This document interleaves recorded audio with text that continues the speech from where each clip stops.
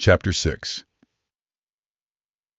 In Roaring Horse, Court Lash had lunged forward, smashed Craig Shannon savagely in the face before his challenging words were out of his mouth. The outlaw's son was 40 pounds lighter than Shannon, but the blow had tremendous power behind it, and it hurled Shannon backward to the floor. But he was on his feet almost instantly and ran hard at the lighter man. Lash sidestepped with the quick agility of a cat. Shannon lunged past him and crashed into the bar, and as he recoiled, Court Lash leaped in again with that same incredible quickness. He hit Shannon in the midriff with his fist, and then, as Shannon doubled half over, smashed him twice on the side of the head. The crescent owner staggered, went to his knees. He swayed there, shaking his head, looking up at Lash with dazed eyes. Court Lash stood waiting, poised on the balls of his feet, still grinning that rash, arrogant grin. He reminded Morgan of a lean black tomcat, wicked and deadly. Shannon got up slowly, clutching at the bar for support.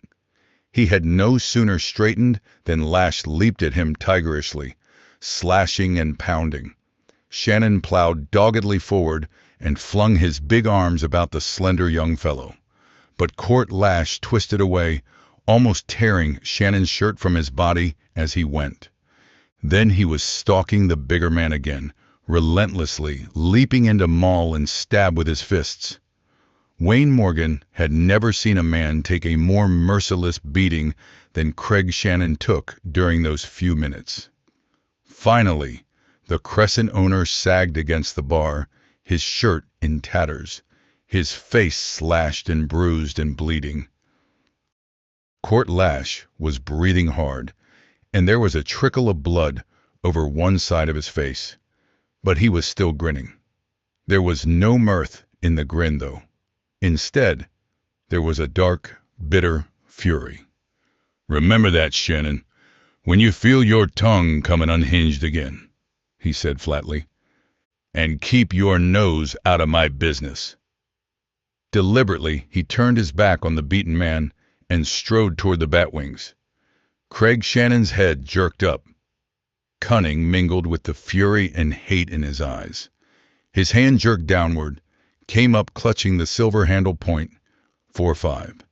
His intentions were plain. Wayne Morgan leaped forward, and just as Shannon pulled trigger, slapped at the crescent man's gun arm. The gun blazed and roared, but the bullet slashed into the floor. Morgan seized Shannon's wrist and held it in a vice-like grip. Court Lash had whirled, stood half-crouched, hand hovering over his own gun. His cold black eyes read the scene correctly. "So that's your stripe, Shannon?" he said contemptuously. "I'll remember it." He said to Morgan, "I'll remember you too, cowboy. Thanks." He turned again and walked out into the street. "You meddling fool," Shannon snapped at Morgan. "You're the fool, Shannon," Morgan said coolly. "I know this was none of my affair, but I wanted to stop you from doing a thing you'd be bound to regret." "He needed killing," Shannon growled angrily. "Maybe." Morgan shrugged carelessly. "But that wasn't the way to do it. It'd have been murder, regardless. Put up your gun and behave yourself." The rage remained in Shannon's eyes, but something in Morgan's calm tone, in his icy blue eyes, made him obey. A stocky, square-faced man, carrying a black satchel, came down the stairway at the back of the room. His pale eyes peered through thick lens spectacles about the room. Morgan guessed him to be Dr. Caleb Lee, for he had heard that the town medico had his offices on the second story of the saloon building. "I heard a lot of racket," Doc said crisply. "A shot. Is somebody hurt?" Nobody said anything. Then Doc Lee's gaze paused on Craig Shannon. "You," he murmured, "looks like you are in need of medical aid, my friend." "I'm all right," Shannon growled, and added darkly, Better'n some hombres I know will be when I'm through with 'em." There was another interruption as the bat wings flapped open again, and a short, round little man with a graying mustache bustled into the room. He wore a sheriff's star on his vest. "What's going on here?" he demanded. "Who fired that shot?" "This gent here fired it," Morgan said quickly, indicating Shannon. "His gun went off accidental." Sheriff Sam Cruz grunted, peered at the battered Shannon. "Reckon what happened to his face was accidental, too, huh?" he asked. "I heard you and Court Lash had a fight, Shannon. Can't have ruckuses in my town. What was it about?" "That's my business," Shannon snapped. "Let me alone, Cruz." "You're talking to the law, Shannon," the rotund little sheriff warned with dignity. "Makes no difference if you are old Dave Shannon's boy. You've got to behave. Now what was you and Court Lash fighting about?" "He's been rustling Crescent cows," Shannon said shortly. "If you're so dead set on upholding the law, why don't you stop that?" "I'm working on it," Sheriff Cruz said pompously. "I need a little time is all. You got any proof it's Court Lash?" But Shannon shrugged, remained silent, for some reason electing not to mention the horse with the white stockings. The sheriff turned and peered at Morgan, scowling. "What did you have to do with this, cowboy?" "Nothing," Morgan said. "I just happened to be here." "Ain't you the hombre that helped Kemp Thor's gal drive some steers into town this morning?" asked the lawman. "That's right, Sheriff," Morgan nodded. "I was just drifting through and broke and heard she needed a hand. I ain't broke any law." "You'd better not. I'm watching you, and everybody else." The paunchy lawman glared truculently about the room, scowling darkly. "Behave, all of you, or I'll fling the whole kit and caboodle in jail." He turned and waddled from the room. Some of the men in the room grinned, but for a moment nobody spoke. Doc Lee's mellow, unruffled voice broke the silence. "I still say you need my services, friend," he said to Craig Shannon. "Won't you come up to my office?" "Maybe you're right, Doc," Shannon muttered. "A little patching up wouldn't hurt me." He turned and went with the blocky, pale-eyed medico up the stairs. At the stairhead he turned his head to look back, staring with brief but dark hostility at Wayne Morgan, then vanished along a corridor. Morgan turned back to the bar and ordered another rye, reflecting on the events of the last few hours. They were events which possibly had no relation to each other and to the mystery he was trying to solve. But placing each incident and each actor in the drama in its proper niche, he decided that the day had been profitably spent. After a few moments, Craig Shannon came back down the stairs, his face cleansed of blood and his cut smeared with iodine. He stalked through the barroom without speaking or glancing at anybody. Looking through the window, Wayne Morgan saw him go to the hitch rack, get his horse, and ride out of town. Morgan left the saloon himself then. He made a couple more purchases, then went to the hitch rack where he had left the hammer-headed roan.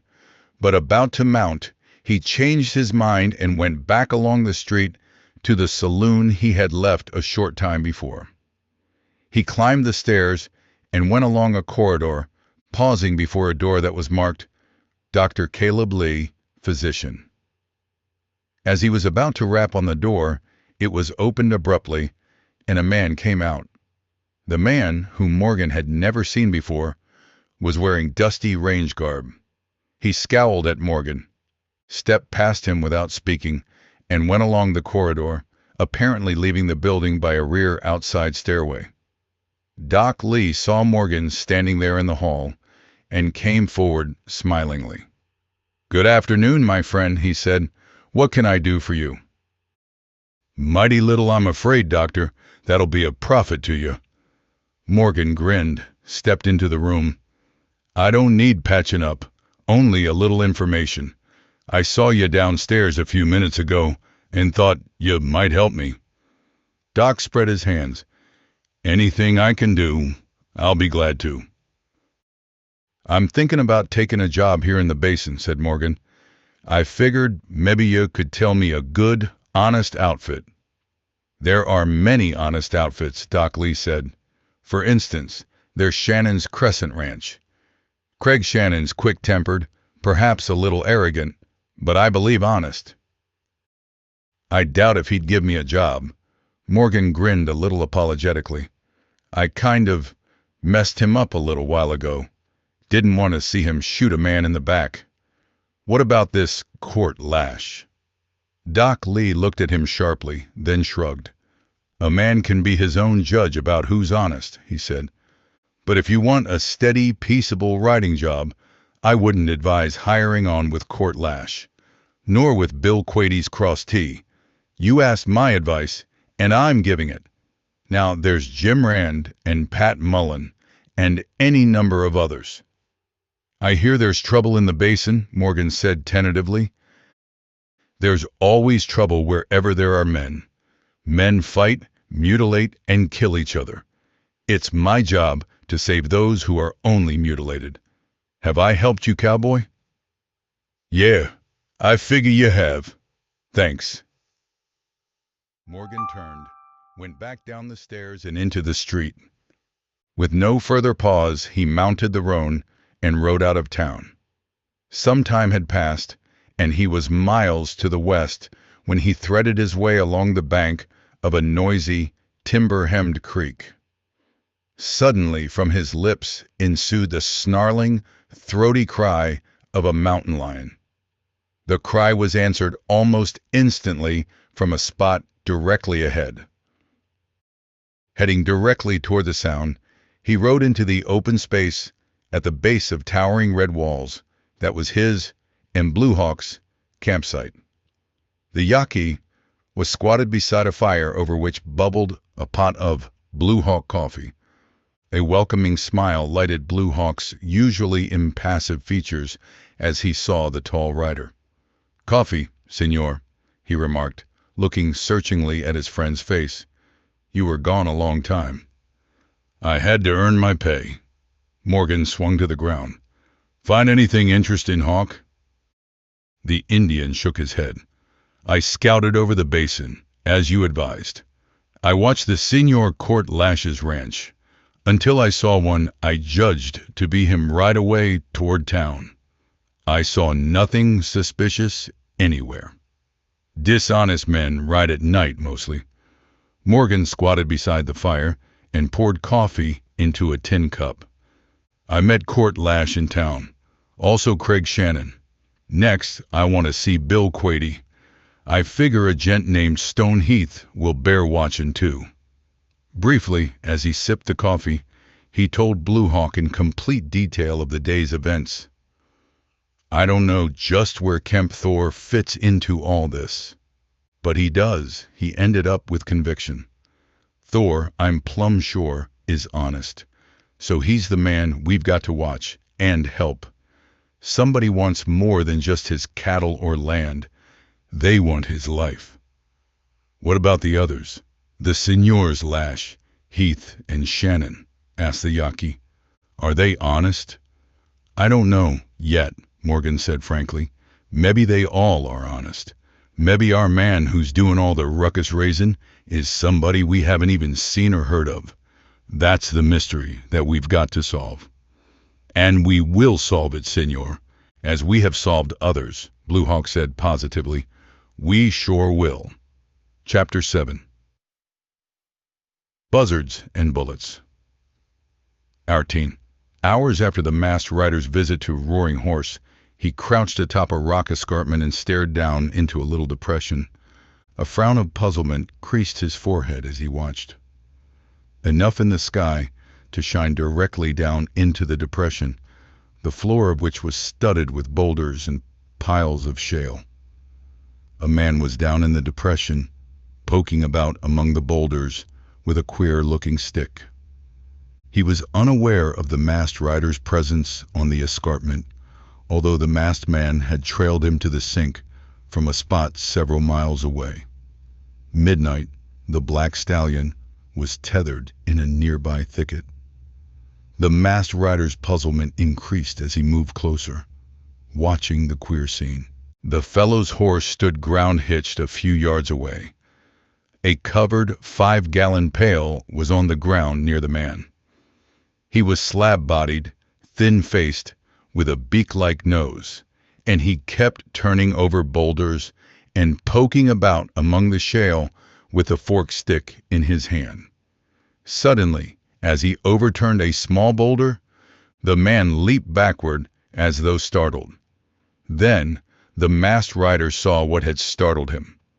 A huge rattlesnake had wriggled out from under the boulder, and now it jerked itself into a tight coil, its wedge-shaped head jutting upward.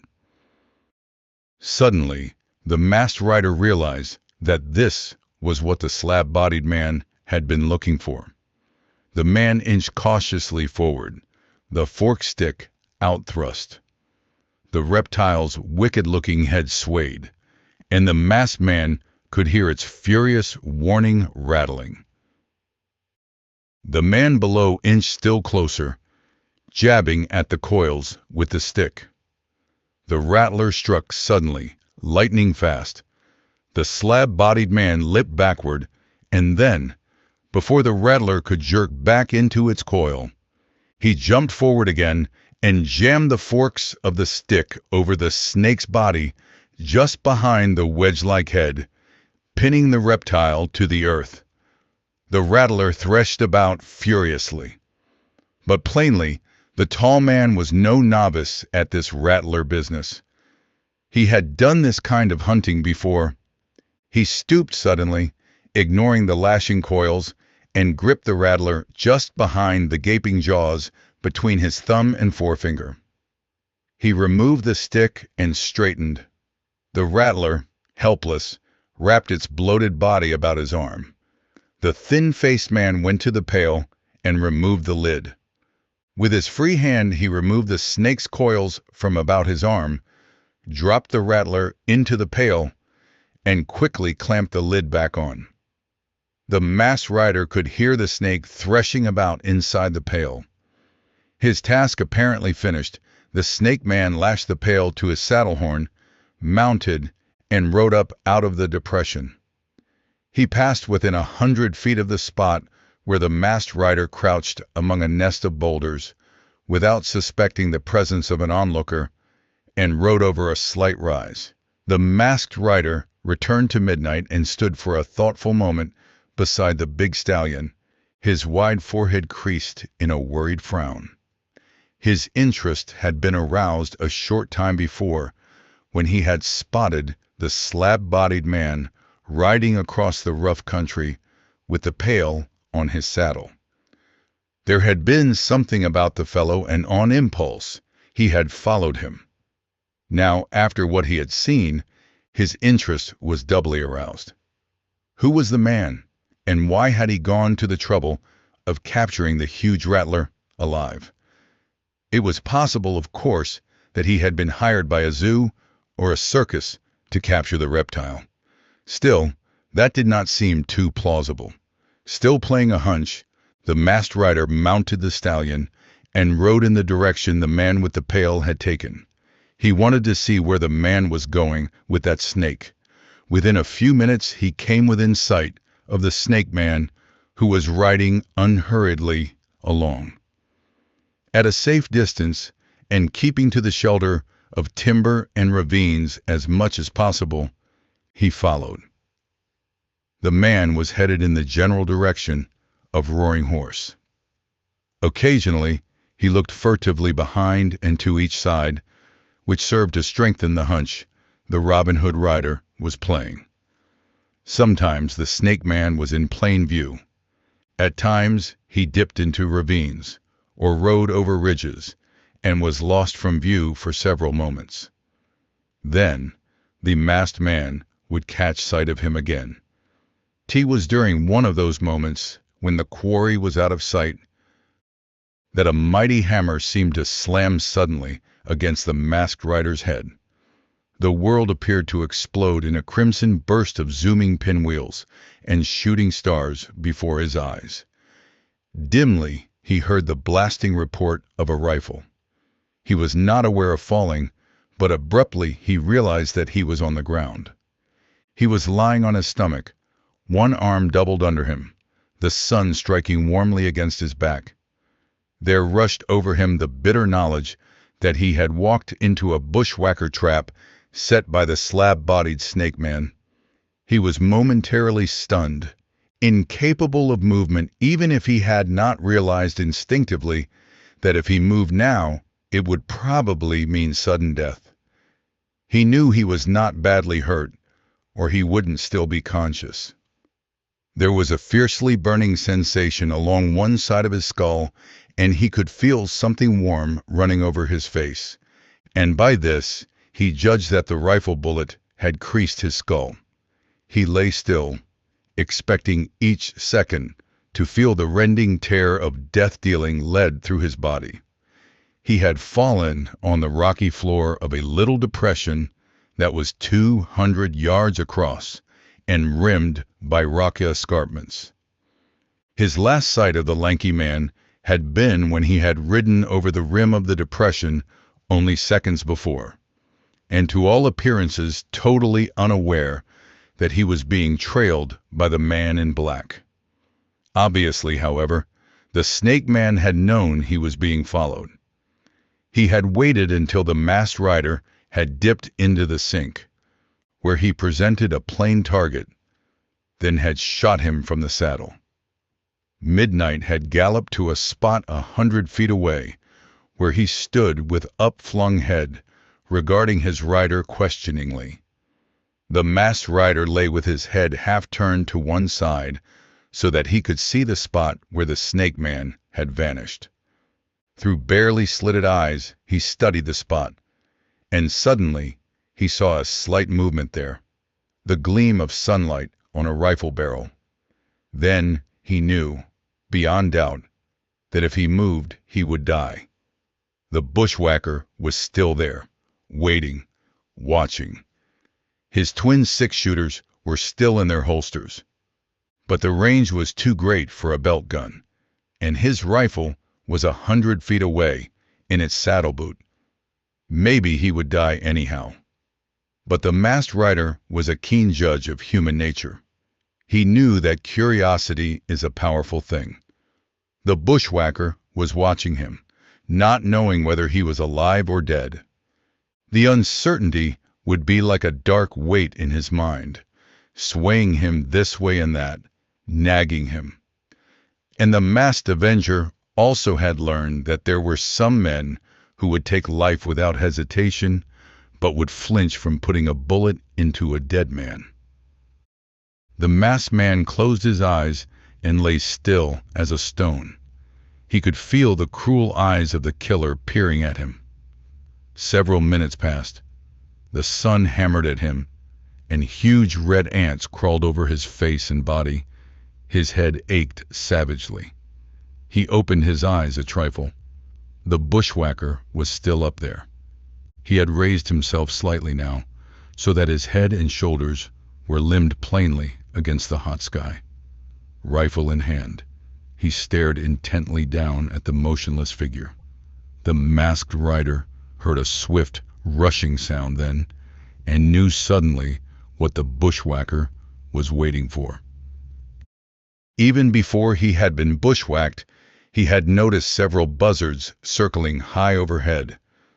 Now the vultures, sensing death, had swooped lower and lower over his still figure. They were so low he could hear the rustle of their wings, their harsh hissing and croaking as they quarreled among themselves. The Robin Hood outlaw grimaced, buzzards overhead and a human vulture on the ground. But the human vulture was far more deadly than the winged ones. It was hard to fool a buzzard. The bushwhacker was watching the black birds of death. If they swooped upon the motionless figure, then it would be safe for him to emerge from his hiding place. The buzzards dropped lower and lower. The masked rider could smell them and feel the greedy probe of their eyes. The sun was hot on his face, and the huge ants made fiery trails over his sweaty body. He had to fight himself to keep from leaping to his feet and pumping lead at the human vulture on the rimrock. But if he moved even a fraction of an inch, he would die. In the hand that was concealed under his body, he gripped the handle of one of the black six-shooters. He lay, barely breathing, as torturous minutes passed. Lower and lower the buzzards dropped. Now they were only a few feet above him. And then, suddenly, one of them flapped to the ground not 15 feet away. Almost immediately, several others followed. They huddled there, like evil old men in quarrelsome conclave, hissing and snapping their beaks as they peered at him.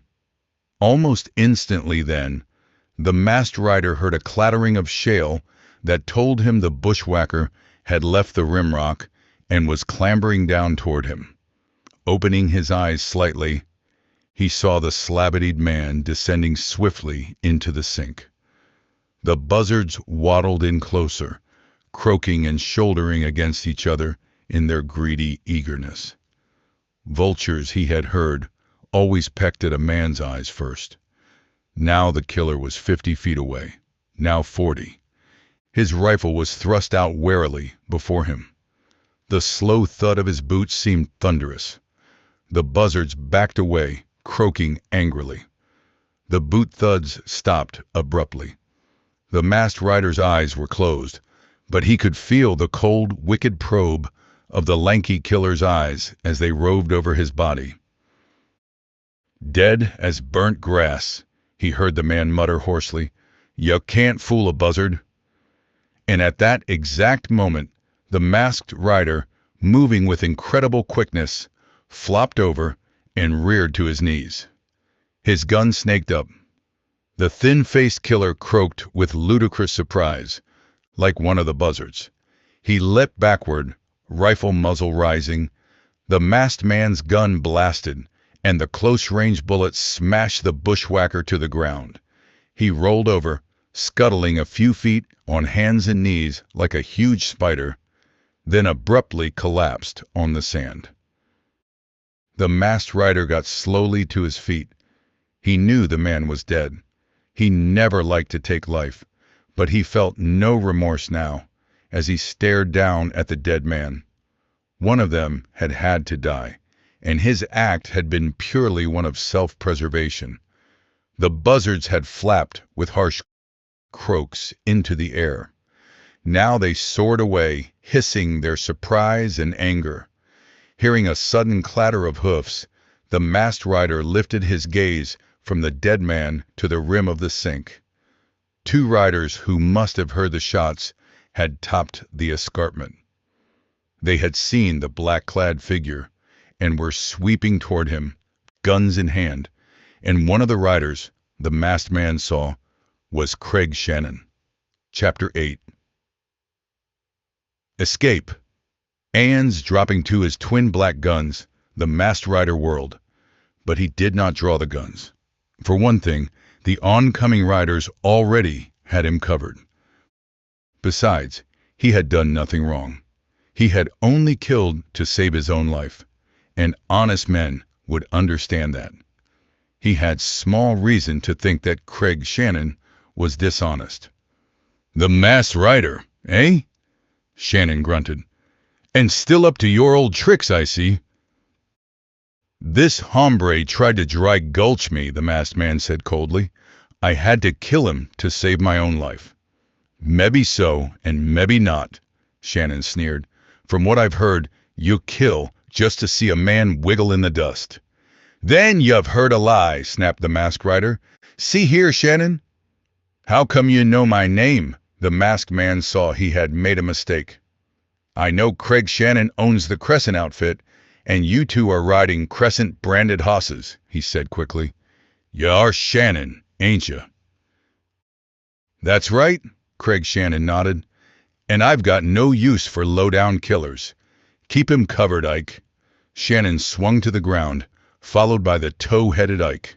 Why are you in this valley, Masked Rider? Shannon demanded shortly. For the same reason I go to other places, the black-clad man said quietly. Because there is evil here.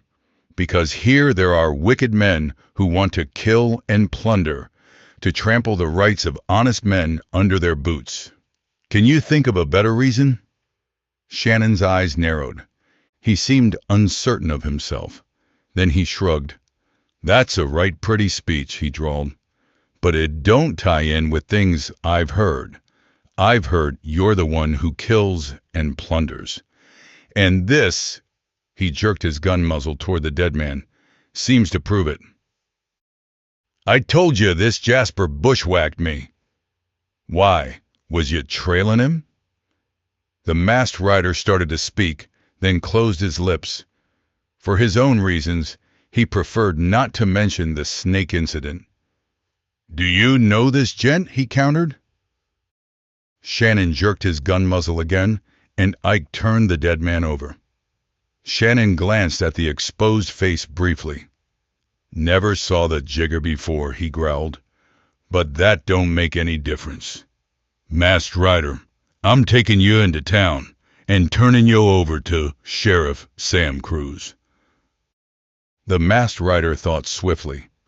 Shannon obviously was serious. That, of course, didn't mean he was dishonest. Plenty of other men, all over the West, in Shannon's position, would have made the same decision. Almost as many men considered him an outlaw, a merciless killer, as those who knew the truth, that he was a nemesis of such criminals. But the Masked Rider had no intention of going to jail. He shook his head grimly. No, he said with determination, I've never been in jail, and I don't aim to start now. Them reward flyers I've seen say, dead or alive, Shannon said flatly. They also say nobody's ever seen your face without that mask. Now's as good a time as any for that to happen too.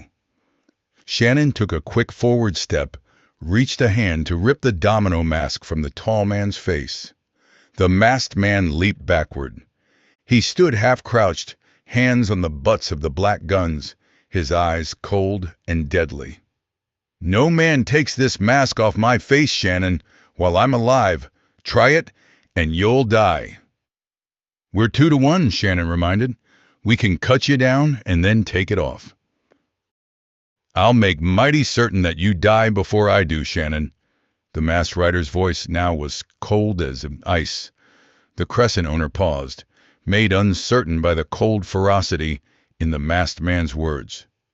There was something chilling and final about them that could not be ignored. Before Shannon could make up his mind, there was an interruption. Freeze up, gents! A bull-like voice slammed at them.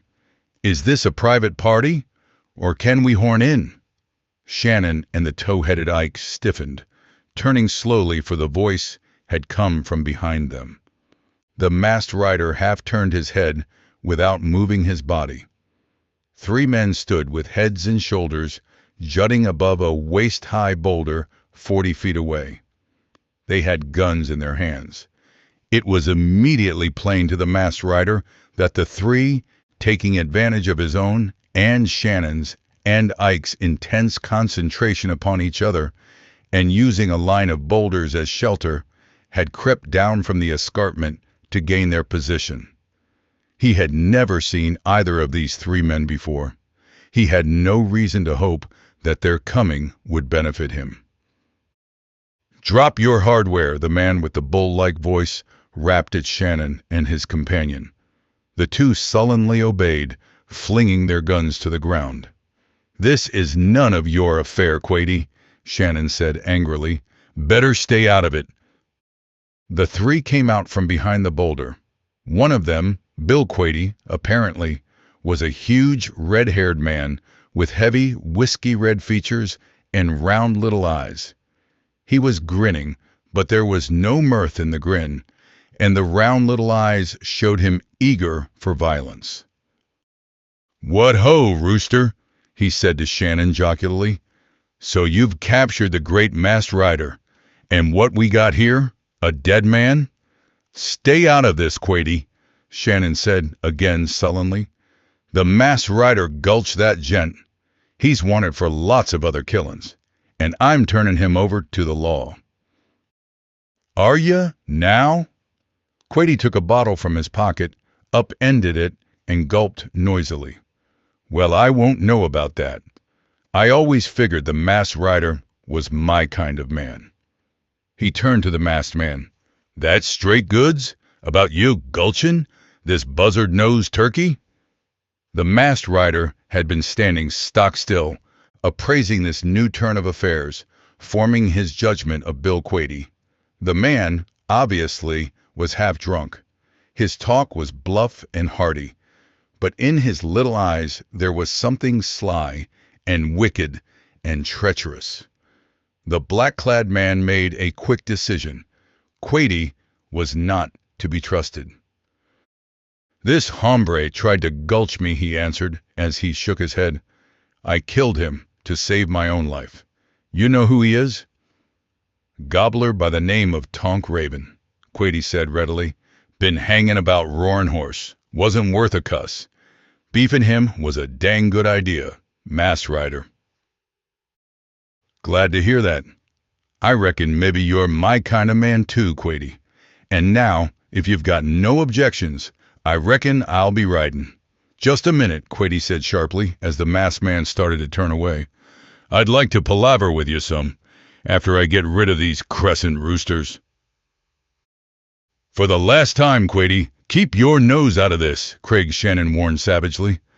"The masked rider's a criminal, but maybe you are too. From what I—" Bill Quady swung a massive fist and slammed it into Shannon's face. The savage blow smashed the crescent man to the ground. Quady laughed down at him as he rolled in the dust, and it was a low, wicked sound. It was plain to the masked rider that between Quady and Shannon there was bitter enmity.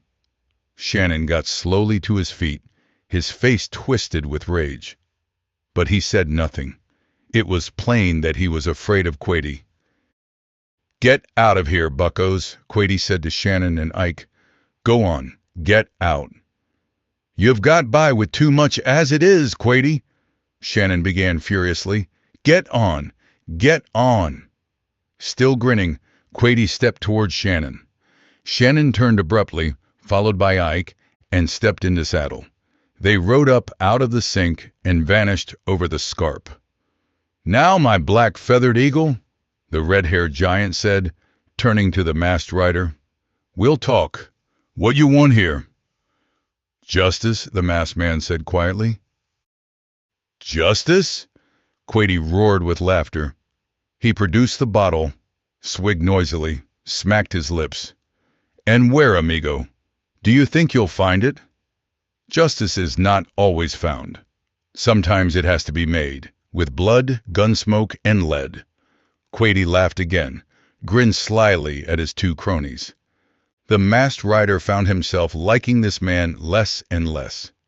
He sensed instinctively that, for all his apparent friendliness, Quady meant him only harm. Perhaps Quady meant to kill him, and his whiskey-inflamed brain was enjoying this little sport first. Or perhaps he meant only to collect the rich bounty on his head. The Robin Hood rider's eyes flicked briefly at a spot on the rimrock behind Quady and his riders. He had seen a slight movement there, or had he only imagined it? "My kind of man," Bill Quady repeated. "We could get rich? How'd you like to team up with me, masked rider?" "Might not be a bad idea," drawled the masked man. "What kind of layout you got?" "That's a secret." The giant grinned and winked. "But I wouldn't tie up with no hombre till I saw his face. You wouldn't let Shannon take that mask off. But I reckon it'd be all right for me to do it, huh?" The masked rider said nothing, didn't move. Still grinning, Quady stepped forward and reached forth a big, hair-covered hand. The masked man moved then, with lightning speed. He seized Quady's wrist, jerked, twisted. Quady yelled with surprise and pain, and suddenly found himself with his back against the masked rider's chest. His right arm twisted backward and up until it was almost being torn from the socket. He felt the hard bore of a gun muzzle against his spine. "Tell your poodles to be good, Quady, or I'll blow you apart," the masked rider spat. Quady's two riders had been taken as completely by surprise as had their boss. They were jumping excitedly about, trying to get in a shot at the black-garbed man. "Quit it, you fools," Quady howled. "The masked rider don't bluff." A rifle crashed on the scarp, the bullet kicking up dust between the two hard-faced punchers. "The next bullet, senors, will get no dust on it," a ringing voice cried. "Drop the guns." Quady's men couldn't see that hidden rifleman, but they could read the menace in that deep, cold voice. They hesitated only briefly. Then their guns thudded into the ground. The masked rider jerked Quady's gun from its holster and stepped away from him. Quady was not grinning now. He was cursing in a low, wicked monotone. "And now, my red-feathered rooster," the masked man mimicked, "I will do the talkin', and you will do the ridin'. Or walkin', as the case may be. Get started, pronto." "I'll get you for this, you lobo," Quady snarled. "Get started." The masked rider's voice was suddenly like a whiplash. "Next time, you might not get off so easy." Bill Quady and his two riders turned and climbed up out of the tiny sink. The masked rider followed them to the spot where their horses were tethered on the rim rock, watched warily as they mounted and spurred away. Blue Hawk came from his place of concealment then. "Good work, Hawk," the masked man said warmly. "Your bullet made up them two hombres' minds." "Maybe you would soon have made up their minds for them, senor," the Yaqui said modestly. "Your trick was a good one. Maybe I wouldn't have had nerve enough to try it, though, if I hadn't known you was up here to back my play." Blue Hawk seemed crestfallen. "You mean, senor, I was so careless as to reveal my presence?" The masked rider smiled covertly. Blue Hawk was justly proud of his stalking ability. "What I meant, Hawk, is that I suspected you was there, because you're nearly always in the right place at the right time. For me." Chapter 9. The Kettle Boils. Shortly afternoon of that same day, Wayne Morgan left the campsite beside the creek and took a roundabout route that was designed, finally, to take him to Kemp Thor's '88 ranch house. He thought it likely that Thor could clear up several questions that were bothering him. As yet, he was forced to admit, he had made only slight progress. He had not formed definite opinions regarding either Court Lash or Bill Quady.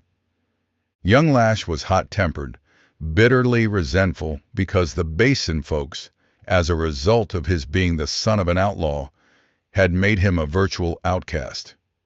But that was not proof he was behind the deviltry that was afoot. Morgan's opinion of Bill Quady was quite definite in some respects. Quady was a whiskey guzzler, sly, treacherous, a violent, quarrelsome troublemaker. But neither did that prove that he was back of the deviltry. Stone Heath, the banker? A shrewd, greedy, ruthless man. Craig Shannon? Shannon had Morgan puzzled. He too seemed quarrelsome and quick-tempered. Although on the two occasions Morgan had observed him, Shannon had seemed to be an honest man following an honest man's convictions. Morgan paused at a water hole that was hemmed by white adobe cliffs to let the roan drink. The crumbly walls shone dazzlingly white in the sunshine. The horses' hooves stirred up geysers of white dust at the pool's edge. Obviously the water was brackish or bitter, for the roan pawed and sniffed at it reluctant to drink. Then Morgan recalled that on the cattle drive to town, Jan Thor had mentioned Soda Springs, on the extreme western edge of the 88 range. This obviously was Soda Springs. Morgan dismounted and scooped up a handful of the powdery dust.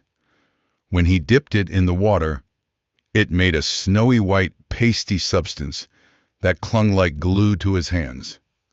The tall cowboy thoughtfully washed his hands, remounted, and rode on toward the 88 spread. Half a mile from the place, a dense grove of towering pines flanked the creek. Sunlight filtering through the pines made a silver and ebony lacework on the ground.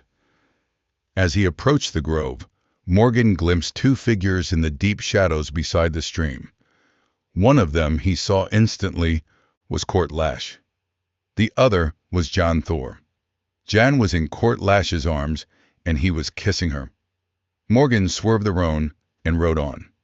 The two didn't see him.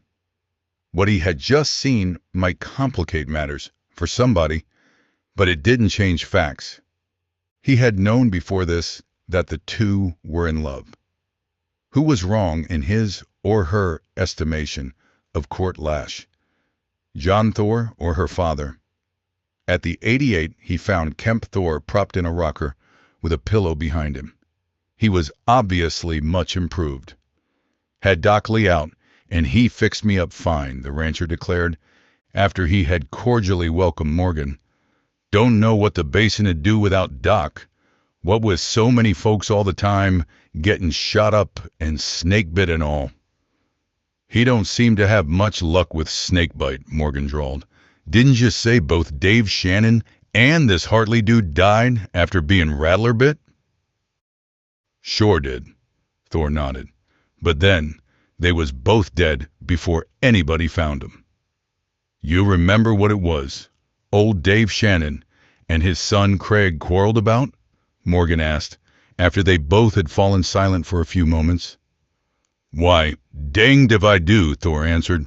For that matter, Dave and the young'un had lots of quarrels. The boy was wild as a swamp rabbit. He was a troublemaker, always gambling, drinking, and fighting. Now that I think of it, their falling out was over a big gambling loss. The button had that last time, and old Dave told him to get out and not come back till he was a man. That was just about 6 months after Craig had got cut up pretty bad in that fight with Johnny Bones over at Gateway. Johnny Bones used a knife on him, huh? Morgan appeared interested, and his eyes brightened with curiosity. Reckon it was a knife, Thor grunted. Leastwise, it done an awful lot of damage. The young hellion like to have died. Got him here. The rancher made a broad motion with his finger over his chest. Barely missed his heart.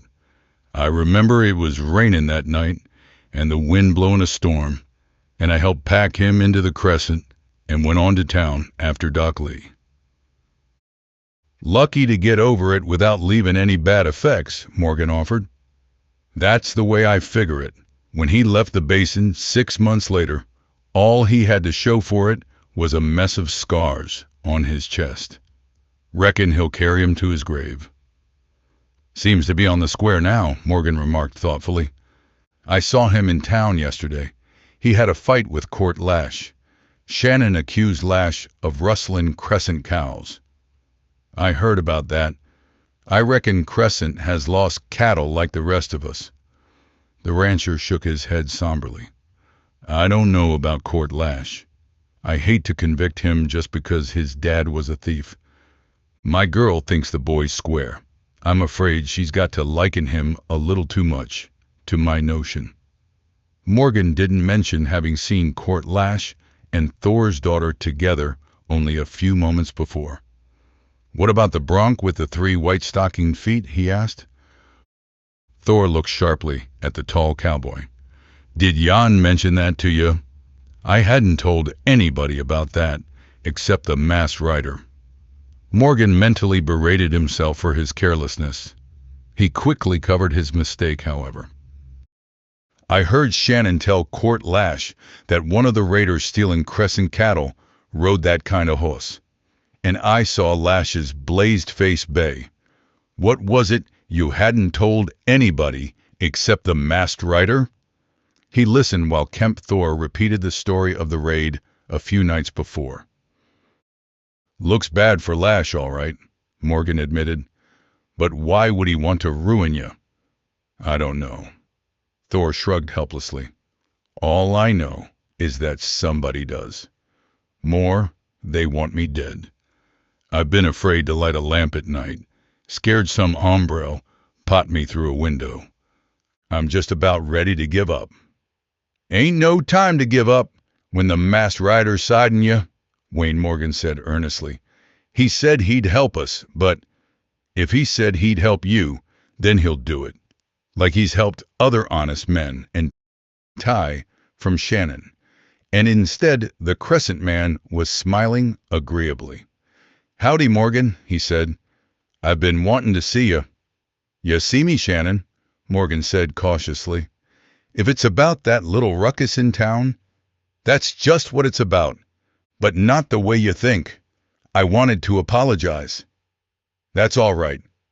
Morgan shrugged. Maybe I stuck my nose in the wrong stump. You saved me from making a fool of myself. Maybe worse, Shannon said soberly.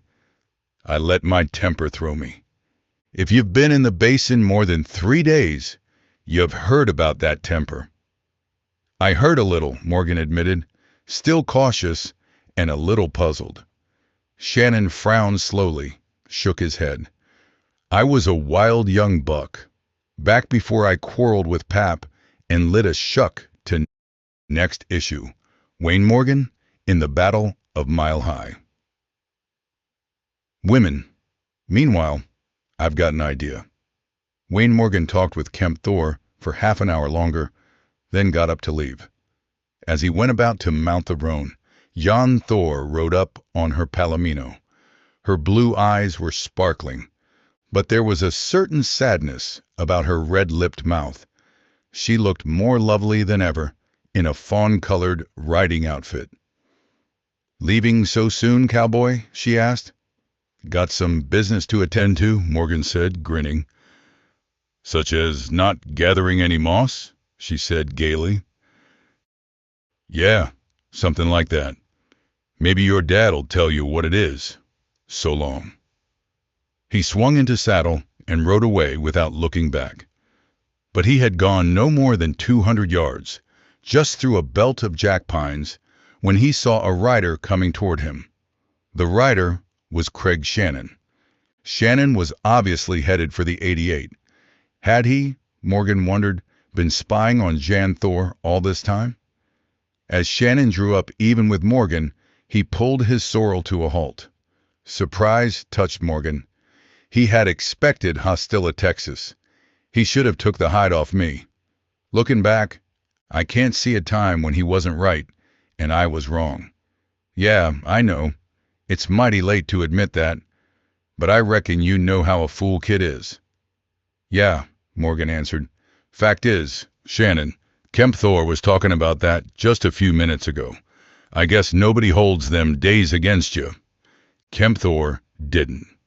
And I reckon everybody has got a lot of good in 'em, even wild kids.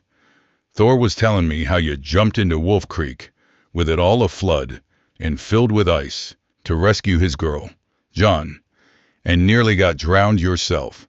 She was just a little tyke then, wasn't she? What's that? Shannon looked sharply at Morgan, frowning. Then he grinned. Oh, yeah, that time. Been so long, I'd nearly forgot. Yeah, she was just a pigtail brat then. Big enough to nearly drown me, though. Like I said, there's some good in everybody, repeated Morgan, and some bad. Well, Shannon, I'll be seeing ya. Morgan lifted his hand and rode on. Craig Shannon looked frowningly after the tall rider until he vanished over a low ridge, then turned his sorrel and rode on toward the 88. The rider in the night came along the creek and stopped his horse in a dense growth of timber 200 yards behind the 88 ranch house. Here he dismounted, tied his horse to a sapling, and went forward a foot, silent as a night-prowling cougar. When he reached the pole corral, he paused, studying the scene with wary, cunning eyes. The ranch house, so far as he could see from where he stood, was dark. Mist rose from the creek and curled its gray tendrils about the buildings. Except for the low moan of the wind in the pines, there was no sound. The night prowler grimaced. Apparently this was to be another wild goose chase. Kemp Thor was too shrewd to make a light. The prowler left the corral and slowly circled the ranch house, eyes wary, gun in hand. And suddenly, as he came to the front of the house, he drew in his breath with a greedy, triumphant sound. "The poor dumb fool," he muttered. For lamplight glowed in the front room, through an unshaded window. On a table in the room, in direct line with the window, burned a smoky kerosene lamp. And on the far side of the table, head and shoulders etched dimly in the lamplight, was the figure of a man. Propped before the figure was a newspaper. Smoke was curling from a pipe in the man's mouth. Although the man's face was in shadows, the prowler could see the man's mustache. The figure made a perfect, if indistinct, target. "Dumb jackass," the prowler muttered again. Deliberately, he raised the gun in his hand, and the mist-shrouded night was torn asunder by the crashing roar of gunshots, by leaping red flames, and the hiss of lead. The night prowler emptied his gun, the blasting roars beating swiftly upon each other. The figure in the ranch house swayed, tumbled sideways to the floor. "All right, hombre," a cold voice behind the killer said. "Your gun's empty. Freeze." Chapter 10. "Court Lash hired me."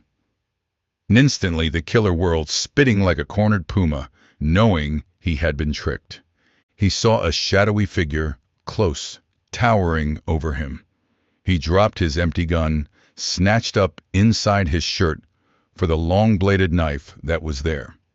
The shadowy figure leapt at him, swung the clubbed gun he held ready. The prowler wilted, sprawled on the ground.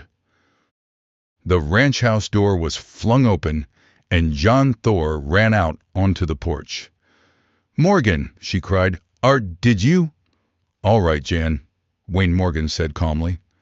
He lifted the unconscious man easily to his powerful shoulders, strode to the house and into the lighted living room, where he dumped the man ungently to the floor.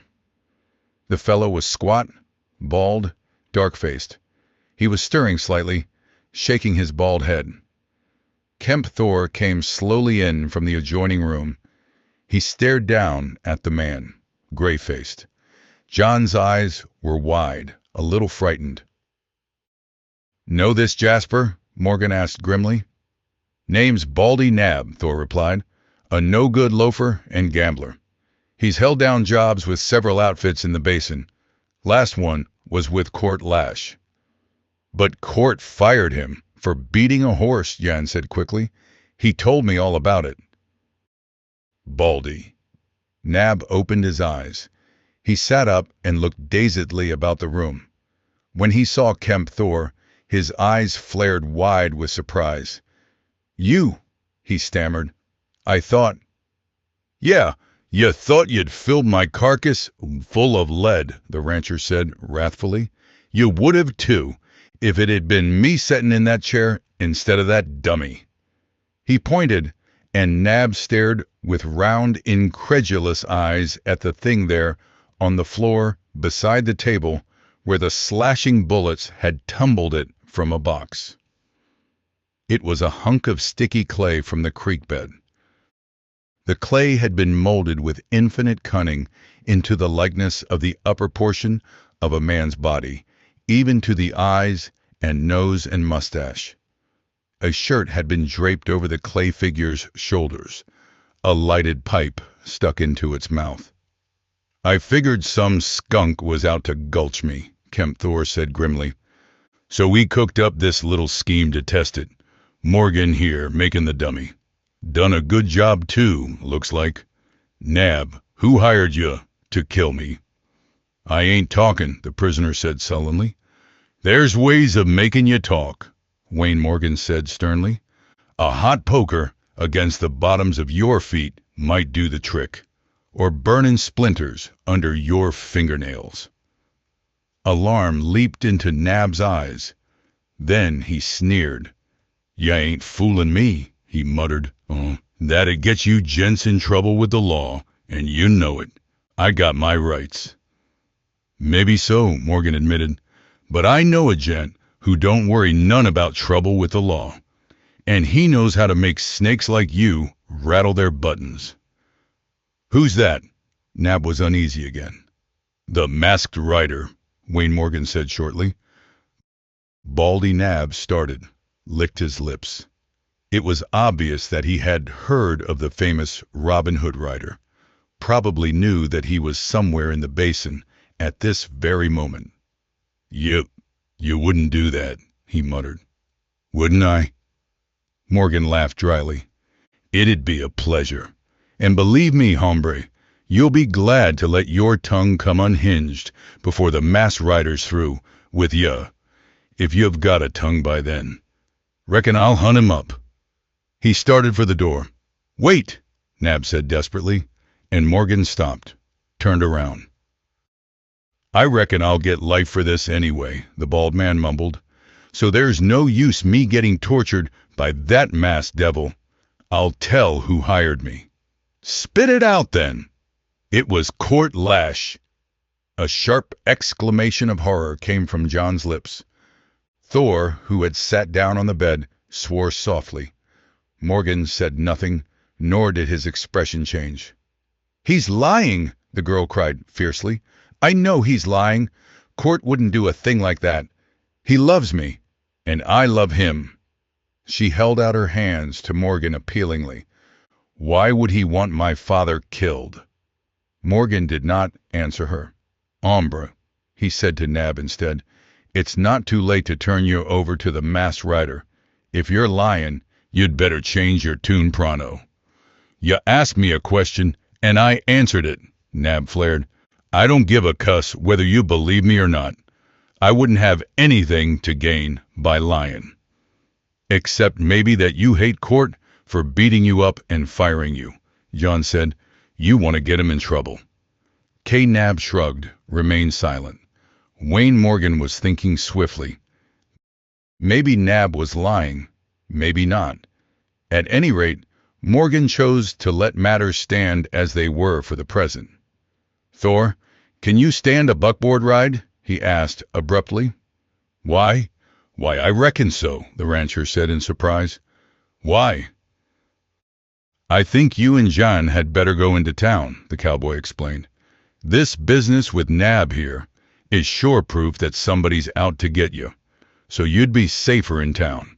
You could take rooms at the hotel and stay there till this mess is cleared up." "Maybe you're right," Kemp Thor agreed doubtfully.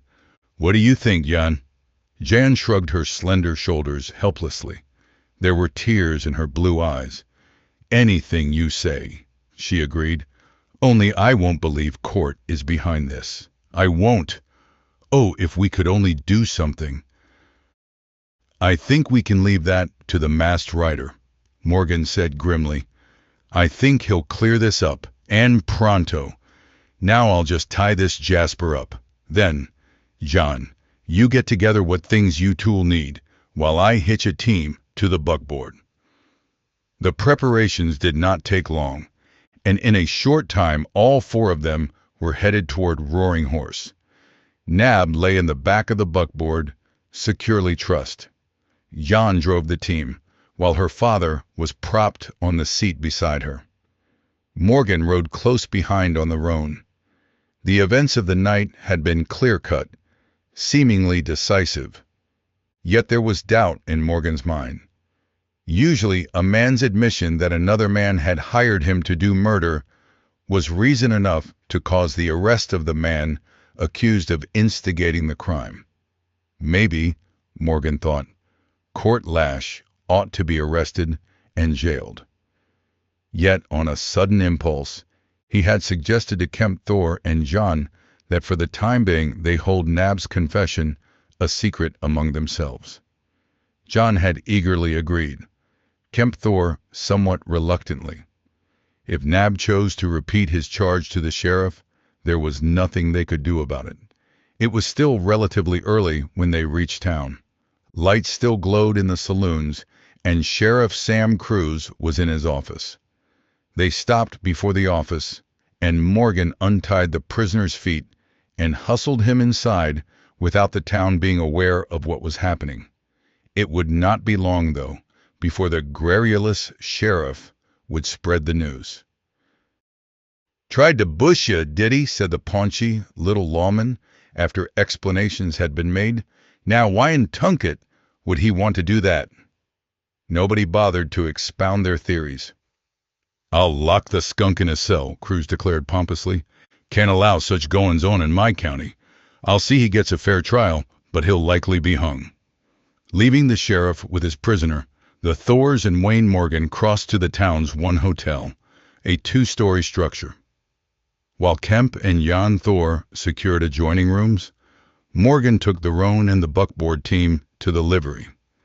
That attended to, he went along the fog-dimmed street and into the Staghorn Saloon, over which were Doc Lee's offices. It was almost midnight, but the place was still fairly well crowded. Doc Lee stood at the bar, a drink of bourbon before him, talking to Craig Shannon. The chunky medico saw Morgan as he crossed the room, smiled, and beckoned to the tall waddy. Shannon was also smiling at him in friendly fashion. "Have a drink, cowboy," Doc Lee invited. Morgan nodded agreeably. "Rye?" he said to the bartender. "Decided on an outfit to work for yet?" the medico asked as they drank. Morgan shook his head. "Been kind of putting it off. Stopped by Kemp Thor's 88 today, but they didn't need a hand." "Why not try the Crescent?" Shannon suggested. "I can always use a top hand." "Maybe I'll do that," Wayne Morgan replied. The bat wings flapped, and Sheriff Sam Cruz came pompously into the saloon. He waddled to the bar, his fat face plainly showing its excitement and the importance of the news he carried, and ordered whiskey. He gulped a swallow, then, as he turned to face the room, his glance touched Wayne Morgan. "He won't get out of that cell," he said loudly. The attention of everybody in the room was centered on the paunchy sheriff. "Who won't get out of what cell, Sam?" Doc Lee asked.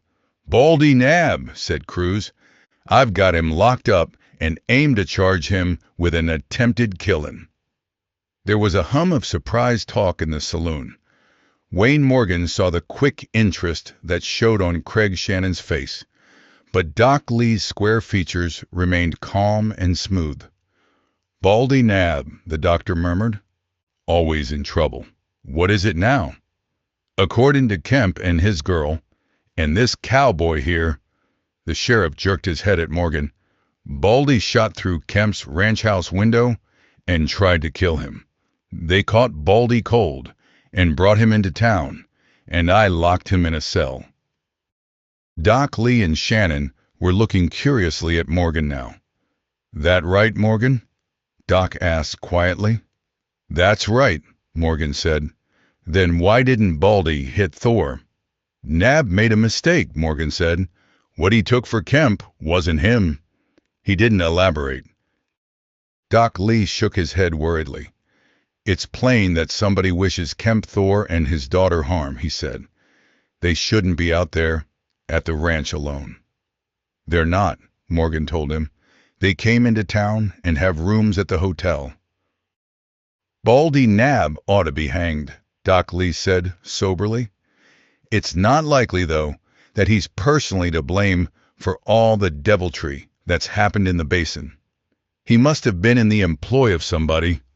"Have you tried to make him talk, Sheriff?" "Course I have," Cruz bristled indignantly. "You think I don't know my business? But he closed up like a clam." "Baldy's last job was with Court Lash, wasn't it?" somebody asked. Morgan spoke up quickly. "But I hear Lash beat him up and fired him." "That's so," Doc Lee agreed. "Give the devil his due, although that might have been a blind. Morgan, did you get anything out of Baldy?" "I figured that was the law's job," Morgan said. Not long after that, Morgan left the saloon.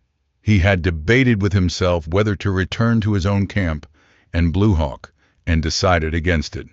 Instead, he ambled along the foggy street and turned in at the hotel. He roused the fat, sleepy-eyed clerk and asked for a room. "I'd like to have one close to Kemp Thor's, if possible," he said. "Thor's my boss." The clerk yawned, nodded, and accepted Morgan's $2. Then he took up a bunch of keys and ascended a stairway at the back of the lobby, followed by Morgan. At the stairhead they went along a corridor that was flanked on both sides by doorways and dimly lighted by a single lamp bracketed to the wall. The clerk opened a door that was almost directly across from one which he explained was occupied by Kemp Thor. Thor's room was quiet and dark, and Morgan assumed the wounded rancher was asleep. The tall cowboy, left alone, washed his face and hands in a basin of water, then lay down fully dressed except for his boots. His gun belts lay on the bed beside him. When there was thinking to be done, he thought shrewdly and penetratingly. When he needed sleep badly, as now, he slept. And so he fell asleep almost immediately. Chapter 11. Death in a cell